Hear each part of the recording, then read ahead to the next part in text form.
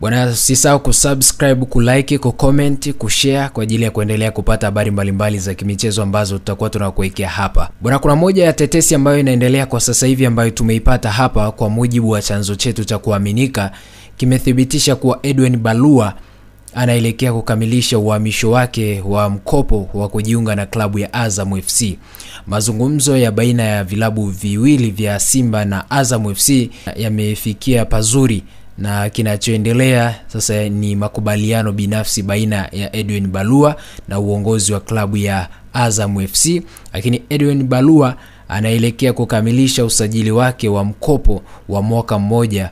Kwa matarajio hayo, Azam FC wanamhitaji mchezaji huyu Edwin Balua kutoka ndani ya kikosi cha Simba, ambapo kwa siku za hivi karibuni amekuwa na nafasi finyu ndani ya kikosi cha Simba. Hajapata michezo ya mara kwa mara ya kucheza ndani ya kikosi cha Simba Sport Club. Je, tutegemee kuwa ni ingizo sahihi ndani ya kikosi cha Azam katika msimu unaokuja, msimu wa 2025-26?